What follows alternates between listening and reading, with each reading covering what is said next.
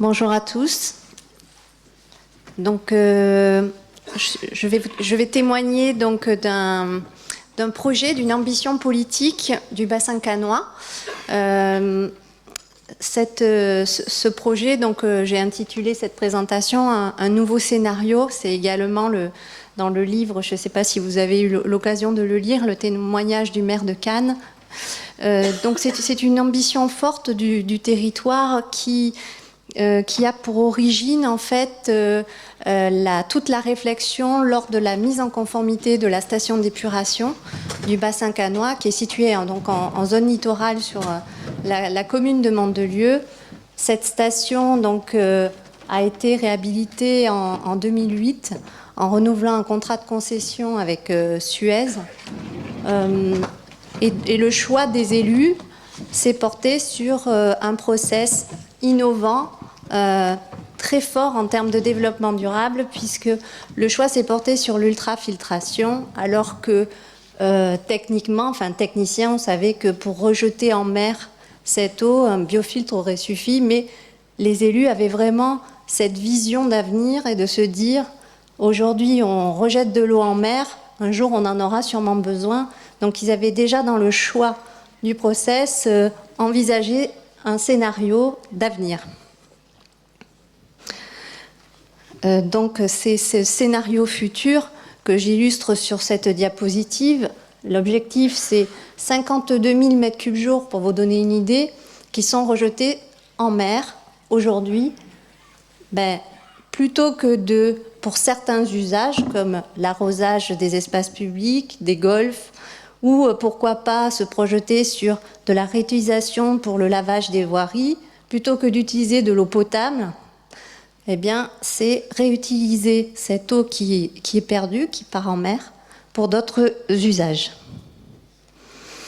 Mais pour faire ces choix d'avenir, donc d'investissement, de développement, d'acceptation sociale, d'acceptation réglementaire, les élus ont décidé de lancer une étude prospective, un outil d'aide à la décision, pour évaluer la faisabilité de développement à plus grande échelle, c'est-à-dire sur une zone plus importante que les usages limités à proximité de la station, identifier effectivement tous les risques dont on a parlé précédemment, et définir des modèles économiques, parce que avant d'arbitrer un tel choix, il faut avoir fait une analyse coût-bénéfice, bien s'assurer de la rentabilité des projets avant de se projeter sur le long terme.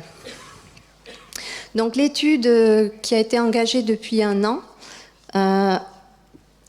comporte 2 phases, très simplement. Donc une première phase qui est dédiée à la caractérisation des potentialités du territoire face aux enjeux sur la ressource qui sont très prégnants.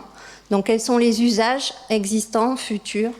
Quelle est la situation de la ressource en eau au niveau du bassin versant et quelles sont les potentialités apportées par la ressource alternative que constitueraient les eaux usées traitées de la station.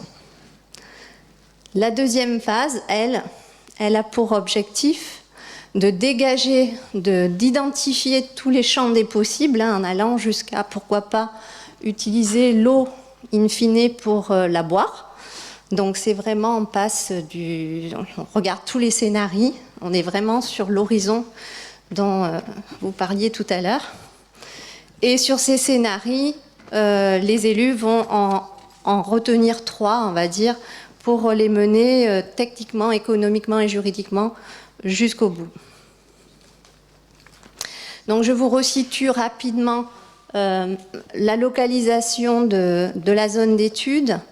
Donc on se situe dans la basse vallée de la Siagne, qui est un bassin versant, la Siagne, qui présente un déficit quantitatif, qui est dans le SDAGE.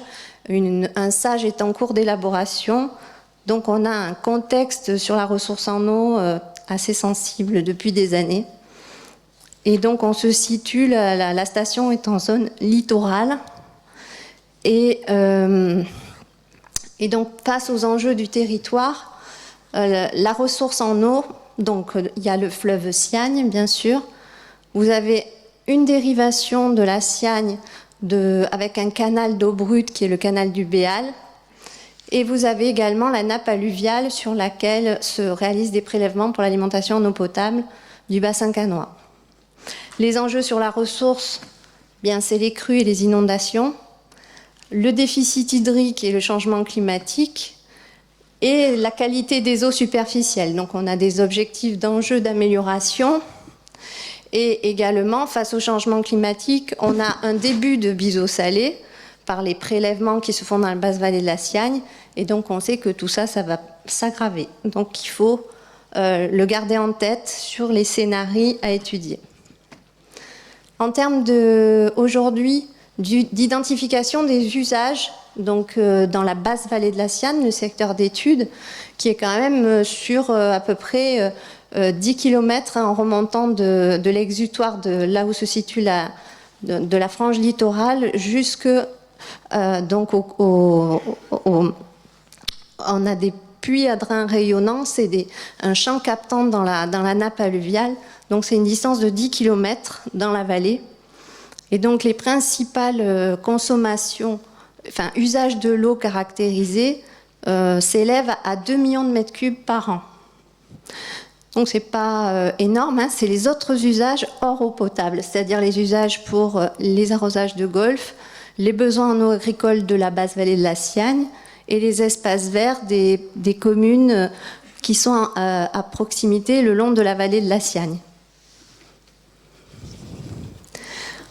La station, elle a un potentiel de 18 millions de mètres cubes en moyenne annuelle.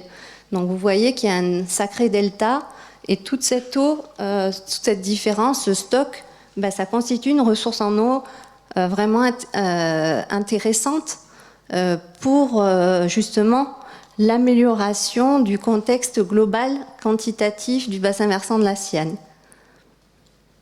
Donc là, bon, c'est pour vous récapituler, vous montrer la grande différence entre la ressource en eau que constitue la station, puisque pour nous, c'est comme cela qu'on la considère, par rapport aux usages existants et futurs. Donc, les différents scénarios envisagés pour réutiliser l'eau traitée de la station, eh bien, on les a identifiés, il y en a 9. Je ne vais pas vous les détailler tous. Donc il y a le plus facile, on va dire techniquement,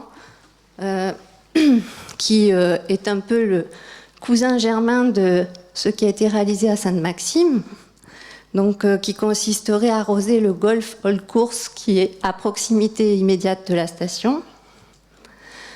Et puis on va remonter dans la vallée et on va remonter cette eau via des investissements plus importants puisqu'il faut poser des canalisations, équiper des surpresseurs, et pourquoi pas du stockage en fonction des combinaisons de scénarios qu'on aura retenus. Et donc, on pourrait même imaginer, comme je vous le disais, d'aller jusqu'en amont des champs captants pour faire du soutien d'étiage, soit directement de la rivière, soit de la recharge de nappe, soit, pourquoi pas, aller directement se reboucler sur la station de production d'eau potable. Et ça, c'est voilà, dans un scénario vraiment... mais pourquoi pas, on l'étudie. Voilà, donc en conclusion, j'insiste sur vraiment l'importance de ce potentiel quantitatif. Et donc, Aquaviva constitue un levier majeur pour sécuriser la ressource en eau du territoire, puisque son potentiel de production est très nettement supérieur aux besoins du territoire. Et donc, il y a un fort potentiel de valorisation environnementale pour du soutien d'étiage, pour respecter les enjeux qui permettent de soulager les prélèvements en amont sur la ressource et laisser le débit réservé nécessaire pour les milieux aquatiques. Voilà, donc je ne peux pas vous en dire plus puisqu'on est encore à l'étude. Mais la prochaine fois, on vous présentera le scénario retenu. Merci. Merci.